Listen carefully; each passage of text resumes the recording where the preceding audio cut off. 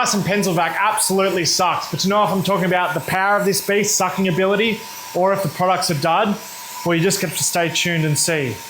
Let me just turn this off. I've been using it for 2 weeks. Let's jump to the unboxing. Ever since Sir James Dyson announced this new pencil vac in Japan a few months ago, I had to sign up to the email list to get it as soon as it came out in Australia. And I got that email last Friday, and today's Monday, and I already have it in my hand. So let's just crack in and get it open. All right, there we have the box, just standard brown packaging.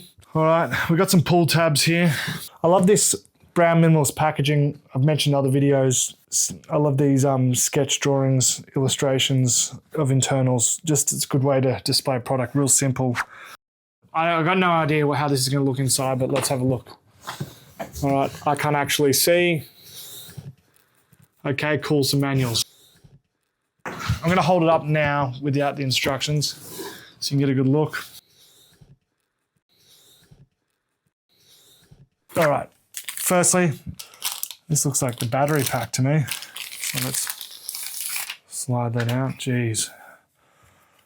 It's about the size of something interesting. That's the battery. All right, so we'll just put that in front. Now, this is the cool bit, the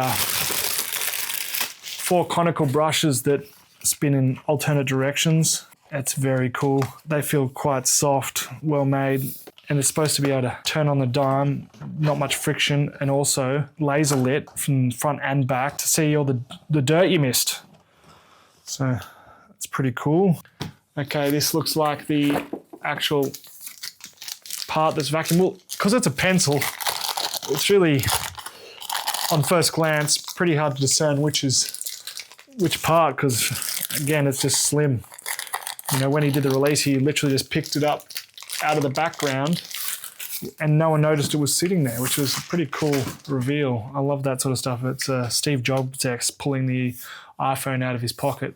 You know, okay, so that's obviously the dust collection, and it's cool pull release. That feels really awesome, and apparently it cleans that filter system. I can't read that grid. I'm not sure what that's called. We'll go back to that obviously when I start testing it. And we've got this nice, that's obviously the LCD display. We'll get some close-ups of this.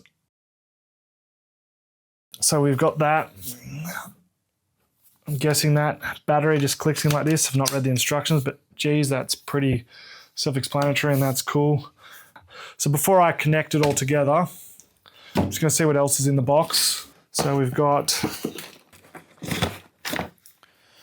all right, this looks like that brush thing. So you can, it's a 2-in-1. So you can have the brush or pull it away, and you have the tight spaces little vacuum. That's a pretty cool little component, that one. All right, still some more stuff in here. Now this looks like it's to help it stand up. Man, that's some tight bag work. Absolutely hard to get on there. Okay, there's some little magnets in there. I'm guessing that is to help with the stand. All right, so geez, there's a lot of little things in here. I'm gonna have to read some instructions, I think. Looks like it goes on the very top. No, it doesn't fit. Who knows where this thing goes? I'm gonna pull everything out, then go through the instructions. So we're just having a naive reveal party here, and I'll get into the nitty gritty and understand what every little component does. Obviously the vacuum is self-explanatory, but there's a few stand components which I don't wanna sit here and waste your time me putting them together. So I'll show them fully assembled. But I'm gonna pull them out. So now, self-explanatory, looks like a base. Okay, well maybe I can just clip that on. Okay, well, ignore what I said just before. That looks pretty good. Now, I don't know where the charging component is, but again, this is why I'm pulling this stuff out. I'll just put that there. You can see it, it's mostly in shot, lots of garbage, lots of vacuum. All right, okay, here's the power adapter. For Americans, this is what a Australian port looks like. It's interesting, I'm going back to Dyson whilst I'm unwrapping this. We've had multiple vacuums. We've got a RoboVac upstairs. We've got, I think it's Tanico. vac mop. Tried the Shark when the Dyson I had before. The Shark ran out and I was like, the Shark wasn't performing. Mostly the way the head's designed on the Shark really upset me. So I've sort of gone back to Dyson. Now you're like, well, why such a small compact one? Well, this is more to go in our office space. I love my staff. They work really well, hardworking, but they're grubs and they leave the floor messy. If this vacuum is just sitting there, hopefully they'll use it. So that's a call out to you. You ones, you know who you are. I'm joking, you're great. We're gonna vacuum more, right? That's all I'm saying.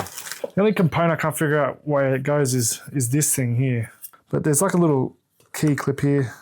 There we are, it clipped on the back there. I've got no idea how that works, but I'm gonna have to look at some pictures.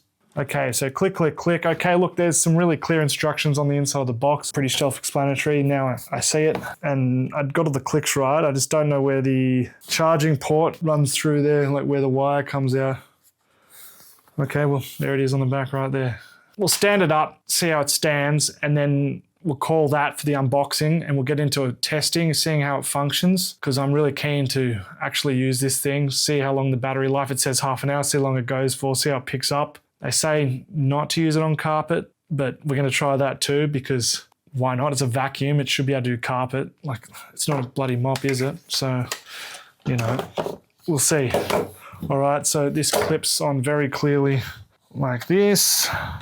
Clip on that was very nice, and it is about to hit the roof, but there is two big magnets, and it's a sort of it's like nearly just a friction fit. And I'm guessing that component just clips on like that, so that's how it sits. And it's probably actually meant to go this way. Yes. And there's an app that they want us to download, so we'll give that a bell too. So we got it all out. You've seen what's in the box. Let's jump to using it.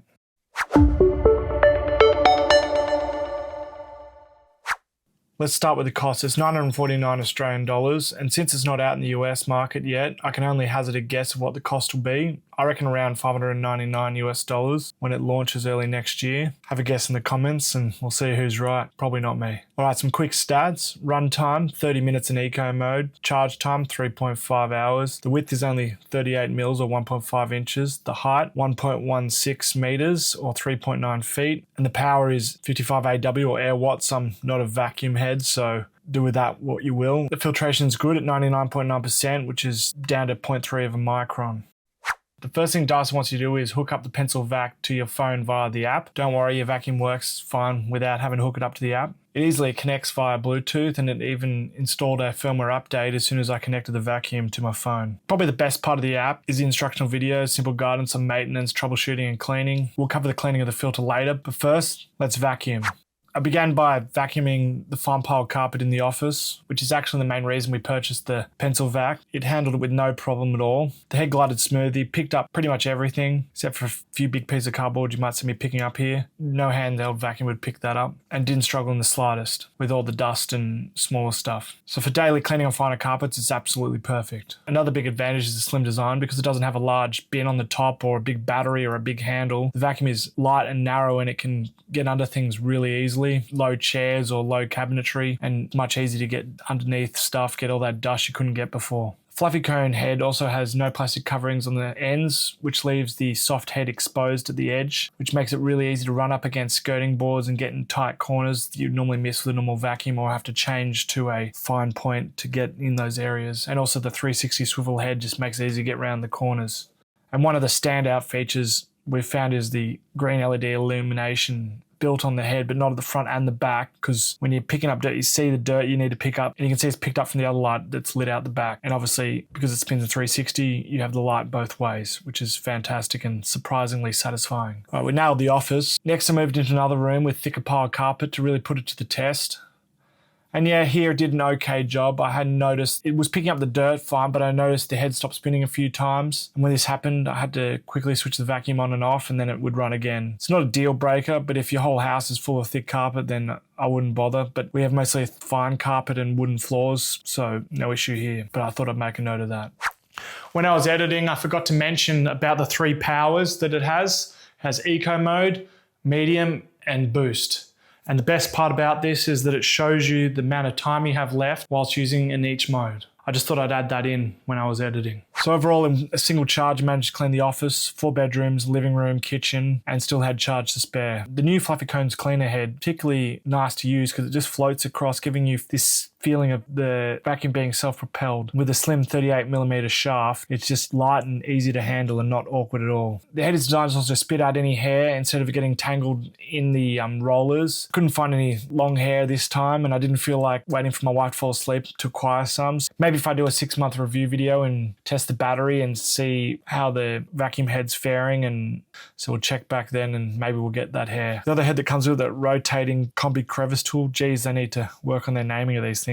Made reaching high spots simple, and also nailed clean up things like the couch, which had some crumb crackers just mysteriously appeared from one of our children. Because the vacuum's much lighter, you can get it up to those hard to reach corner spots, up high, tricky areas. Get those corners, tight spots up above your head, and I even managed to get some cobwebs up in a very high area, which was great, and it was no issues holding above my head. It's still incredible that this electric motor and this sitting in your hand and it's spinning up to 40,000 RPM. And so James Dyson gave a comparison that a jet engine's only at 16,000 RPM. And this same piece of engineering powers the Dyson hairdryer, which my wife has, and she loves that too. It's just sleek, compact design. One thing I did find slightly annoying was how sensitive the power button is. I've accidentally turned off the vacuum a few times by just holding it in the wrong spot. Now this is due to probably the sensitive button, and also because it's a stick, there's no clear place to hold or cues for where to sit your hand, and you hit the button by mistake. But I'm sure using it more often and changing my grip, this won't happen, but I thought it was worth mentioning. Emptying the bin is the most functional emptying of a rubbish bin on a vacuum that I've ever seen. You just hold the red button and pump action, and then it's emptied in seconds.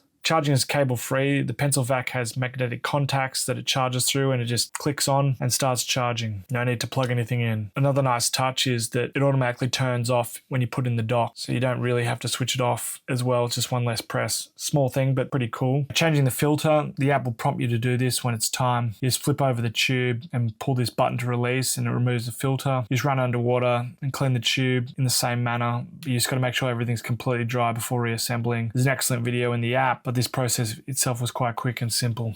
My final thoughts, it's an overall very impressive piece of kit, and it's actually a pleasure to use. If you live in a small apartment or only have a house of wooden or tiled floors, then all you would probably need is this Pencil Vac. The comparison I'm drawing for us is it's like a lawnmower and a whippersnipper, or a weed whacker for you Americans. Pencil Vac being the weed whacker. To get a really neat garden, you need both. A mower just can't get in those tight places. Where your normal vacuum struggles, the Pencil Vac picks up the slack. That being said, it's an expensive addition to your cleaning arsenal, so I completely understand any hesitation, but for us, the convenience, design, and performance was worth the upgrade for us. Because it's so easy to charge, empty, which are two major pain points with any cordless vacuum I've used. I expect the floors in the office to stay cleaner, especially parked right next to the edge of the office, ready to go to remind them, keep it clean. So I hope you found this helpful.